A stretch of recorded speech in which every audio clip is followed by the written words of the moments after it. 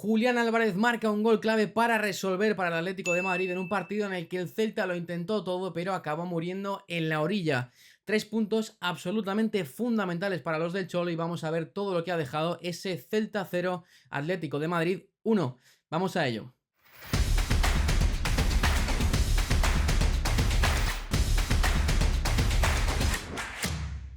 ¿Qué pasa, cracks? ¿Cómo estáis? Bienvenidos a Mundo Maldini, bienvenidos a vuestro canal y no podíamos faltar a este análisis de este partido de Liga que era muy importante para el Atlético de Madrid y que ha acabado resolviendo prácticamente en el último minuto con ese gol de Julián Álvarez tras una genialidad de Antoine Griezmann de centro que ya nos acostumbra a todos a ser, bueno, pues el faro que ilumina al Atlético de Madrid cuando más lo necesita. Pero un partido del Atlético que nos ha dejado muchas cosas, no ha sido el más vistoso del mundo, pero tampoco ha sido un buen partido en líneas generales del Atlético de Madrid. Muchas cosas que analizar y muchas cosas sobre todo que tener en cuenta para el Cholo Simeone de cara a ese derbi del Metropolitano de este fin de semana. Vamos a empezar con los 11 de ambos equipos. Lo primero de todo, vamos a empezar con el conjunto local, con el Celta de Vigo de Giraldez, un equipo muy valiente una vez más en el día de hoy, un equipo que ataca con todo, con los carrileros muy abiertos, con mucha altura y que deja mucho espacio a la espalda, un espacio que el Atlético de Madrid prácticamente no ha sabido aprovechar en ningún momento del partido, prácticamente hasta el final.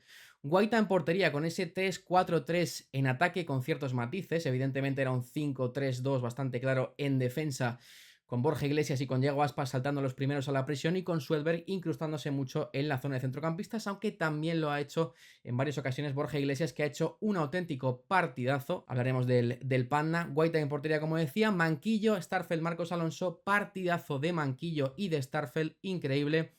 Carreira por la derecha como carrilero, Hugo Álvarez por la izquierda, centro del campo para Sotelo y para Beltrán, con un matiz, y es que Beltrán era muchas veces el que organizaba la salida de balón del Celta de Vigo en esta posición, con Marcos Alonso muy acostado en este costado, Hugo Álvarez por dentro y Sotelo por aquí. Manquillo ganando muchísima altura a la vez que Carreira, que han hecho un auténtico roto por esta banda en fase ofensiva a Giuliano Simeone, que hoy como carrilero izquierdo, en ausencia de Lino y de Riquelme, la verdad que ha estado muy perdido. Un invento del Cholo que realmente no ha terminado de salir nada bien. Y arriba, como digo, Yago Aspas, Svedberg y Borja Iglesias. El Panda que se ha movido por todo el frente de ataque, ha vuelto a loco a los centrales, sobre todo a Reinildo, porque aunque Reinildo lo que estaba haciendo era un marcaje individual con Yago Aspas, ha salido muchísimas veces cuando Aspas bajaba, como nos tienen acostumbrados, un poco lo que hace Griezmann en el Atlético, a zona de 3/4, Reinildo se iba con él muchísimas veces, pero ha chocado tantas veces con Borja Iglesias que ha sido un duelo tremendo durante todo el partido. Muy buen partido de Borja Iglesias, de Yago Aspas en menor medida, aunque tiene una ocasión muy buena desde la frontal del área que hace un paradón Jan Oblak a ese disparo.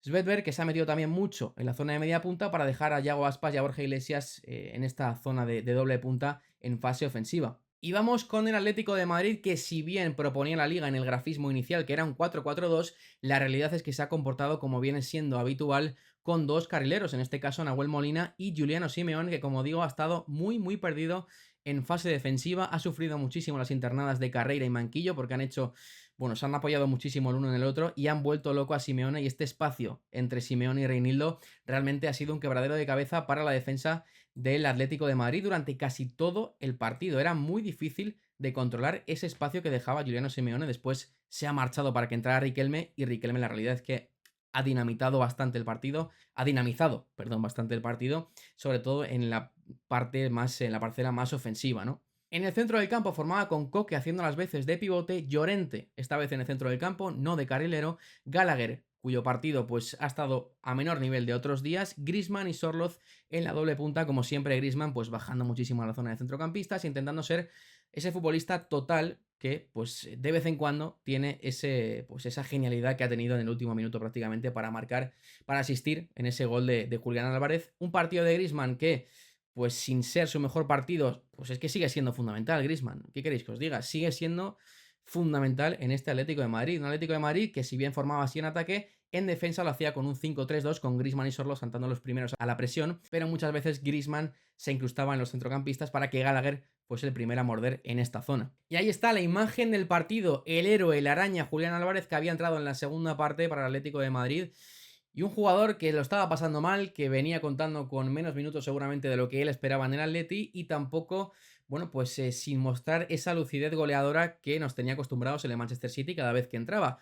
En ese momento, minuto 87-88 de partido, una genialidad de Antoine Griezmann que le ponía un balón, un caramelito espectacular para Julián y que, bueno, pues resolvía el partido para el Atlético de Madrid. Pero como digo, un partido del Atleti que ha sido, en líneas generales, un mal partido de los del Cholo Simeone. Mal partido. Una primera parte en la que este hombre que veis de espaldas, Carreira, ha vuelto loco a ese costado izquierdo de la defensa del Atlético de Madrid junto con Manquillo, haciendo ese doble apoyo que ha, bueno, pues desorbitado completamente a Juliano, que se le ha visto bastante mal en esa posición de carrilero, lógicamente también, porque creo que no es su posición, él está acostumbrado a jugar mucho más arriba y en este partido pues no estaban jugando ni Riquelme ni Samu Lino, que son los especialistas de esa posición para el Cholo. Ha querido probar con ese invento y al final no ha terminado de salir bien. Carreira, partidazo. El Celta estaba presionando arriba como suele hacer, intentando arriesgar muchísimo, dejaba muchos metros a la espalda. Prácticamente cuando cerraba con Fran Beltrán y con Starfelt, tanto Marcos Alonso como Manquillo, como Carreira, como Hugo Álvarez, todos los carrileros y los dos centrales que acompañaban a Starfelt muy arriba, en campo contrario, y eso el Atlético de Madrid no ha sabido aprovecharlo en ningún momento del partido. Sorloth, muy desaparecido. El noruego, nuevamente, un partido bastante gris, sin bajar balones, sin ser un poco esa referencia que en un contexto de un equipo como el Celta que arriesga tanto, bueno, pues un jugador que baja bien los balones de espaldas puede servirte para que precisamente pare un balón y pueda romper alguna línea con algún pase en profundidad, atrayendo a los centrales. Pero es que no ha podido hacer eso en prácticamente ninguna ocasión. Partido magistral de los centrales del Celta de Vigo, sobre todo de Karl Starfelt. Uno de los mejores duelos de la noche, este Borja Iglesias contra Reinildo. Un buen partido de Reinildo en la primera parte defensivamente, pero Borja Iglesias estaba siendo también, bueno, pues un incordio permanente en la zona de tres cuartos para el Atlético de Madrid. No sabía muy bien quién de ellos, quién de los centrales del Atleti saltarle porque estaba orbitando muy bien y entendiendo perfectamente dónde generar esos espacios, tirando paredes, haciendo un poco lo que tenía que haber hecho Sorloth en el otro campo, básicamente. Bajar muchos balones, pelearse con los centrales, favorecer la amplitud de los carrileros, en fin, en muchas combinaciones de Borja Iglesias que de hecho en la segunda parte ha tenido una ocasión clarísima con un remate de cabeza que para Oblak, que ha sido seguramente para el Atlético de Madrid el hombre del partido junto con evidentemente Griezmann por la genialidad y Julián por el gol, pero Oblak salva al Atlético de Madrid en la primera parte con un paradón a un remate de Iago Aspas desde fuera del área, un paradón, y también en la segunda parte con una ocasión de Borja Iglesias que remata en el punto de penalti. Y como digo, una primera parte en la cual el Celta tenía las cosas bastante más claras que hacer que el Atlético de Madrid. Sin un dominio muy claro, sin ocasiones clarísimas por parte de ninguno de los dos equipos, la realidad es que se veían muchos más ofrecimientos en el Celta. Bueno, los dinamismos mucho más claros, más interiorizados, todos los mecanismos también de apoyos de los carrileros, Borja sabiendo muy bien lo que tiene que hacer, Manquillo sumándose al ataque y siendo una sorpresa en esa banda. Muy buen partido de Marcos Alonso también en la primera parte. En fin, un Celta que, si bien no ha tenido ocasiones claras, ya estaba siendo superior al Atlético de Madrid, no tanto por posesión, sino más bien por sensaciones. El Celta ha dado, en general en todo el partido, la sensación de que tiene las cosas más claras que el Atleti. La segunda parte ha dado comienzo con un cambio significativo del Cholo Simeone porque ha quitado a un centrocampista para meter a Julián Álvarez, para volver al 3-4-3 y arriba jugar con la araña en el costado izquierdo, con Sorloth en el medio y por la derecha Antoine Griezmann, aunque ya sabemos que Griezmann es un líbero realmente.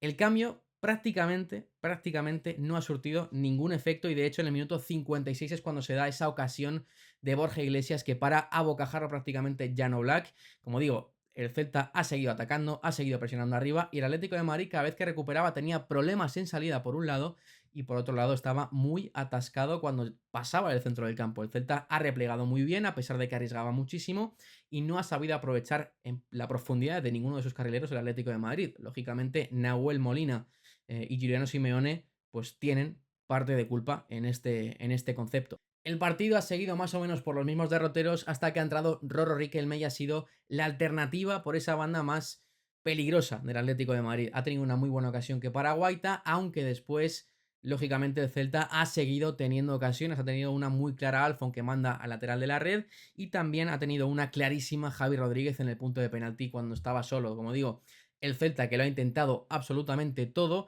pero lógicamente cuando tienes jugadores como Antoine Griezmann que se inventan ese pase, pues solo te queda pues resignarte a perder este partido en el que el Atlético de Madrid ha resuelto por talento individual, en este caso la conexión Griezmann-Julián, que seguro que tiene que ser fundamental para este Atlético de Madrid de aquí a todos los partidos que queden. Es fundamental que Julián se enchufe y que pueda encontrarse mucho con Antoine Griezmann, que sigue siendo, repito, y no me cansaré de repetirlo, sigue siendo importantísimo porque es más que mucha gente le quiera dar por acabado o por mayor. Griezmann es en este momento Griezmann y 10 más, aunque parezca que no esté, porque luego fijaos lo que puedo hacer en un partido tan difícil. Nos vamos a las estadísticas de nuestros amigos de Flash Score, como casi siempre, 1,38 goles esperados en todo el partido para el Celta y 0,60 para el Atlético de Madrid.